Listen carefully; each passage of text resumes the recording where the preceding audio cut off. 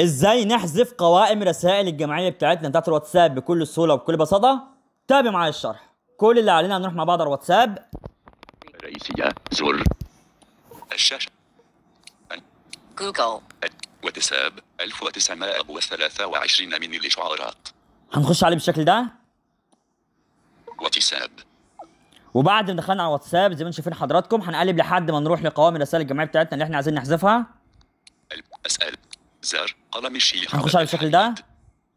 واتساب وبعد ما دخلنا على قوائم الرسائل الجماعيه بتاعتنا اللي احنا عايزين نحذفها هنقلب لحد ما نروح لكلمه اسمها المزيد من الخيارات او المزيد او الثلاث نقط. زر المزيد من الخيارات زر. هنخش عليه بالشكل ده. نافذة منبثقة. وبعد ما دخلنا عليها اللي هي اسمها المزيد من الخيارات او المزيد او الثلاث نقط هنقلب لحد ما نروح لكلمه اسمها معلومات القائمه. معلومات القائمة. هنخش عليه بالشكل ده. معلومات القائمة.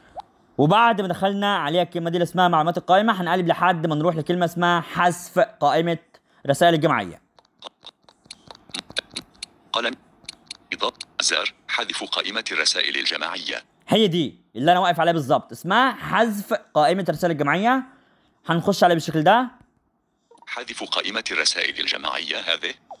بيقول لي بعد ما انا دخلت عليه بالشكل ده بيقول لي ايه؟ حذف قائمه الرسائل الجماعيه هذا، وجايب لي مربع حواري بيقول لي لو انت عايز تحذفها دوس حذف، ولو انت مش عايز تحذفها دوس الغاء. بص اهو. الغاء زر. لو انا دوست على الكلمه دي اللي اسمها الغاء اكني ما عملتش اي حاجه، وقوائم الرسائل الجماعيه بتاعتي مش هتتحذف وهتفضل زي ما هي. ولكن لو انا مشيت شويه ورحت لكلمه حذف حذف زر. بمجرد ما انا ادوس على الكلمه دي اللي اسمها حذف فكده قائمه الرسائل الجماعيه بتاعتي هتتحذف تماما من على الواتساب، وهتتحذف معايا بكل سهوله وبكل بساطه بدون اي مشكله خالص. هدوس عليها اللي اسمها حذف. الغاء زر. لا هنقلب. حذف زر. هي دي اسمها حذف. هندوس عليها بالشكل ده. معلومات القائمة واتساب.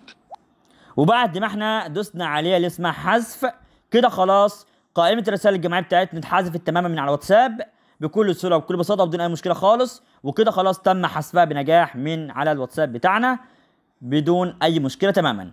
لحد هنا نكون وصلنا الى نهايه هذا الفيديو بتاعنا. اتمنى الفيديو يكون مفيد لحضراتكم، ولو اي حد عنده اي سؤال او اي استفسار او اي مشكله مواجهاه من الفيديو بتاعنا او من عالم التكنولوجيا جميعا عامة يعني يقدر يكتب لي سؤاله او استفساره او مشكلته اللي مواجهاه في التعليقات، وانا ان شاء الله هشوف كل تعليقاتكم وهرد لكم عليها باذن الله. وفي اخر الفيديو احب اقول لكم صلوا على النبي. الرجوع الشاشة الرئيسية. إيقاف. talk back تشغيل. بحث. AC open draw تسجيل.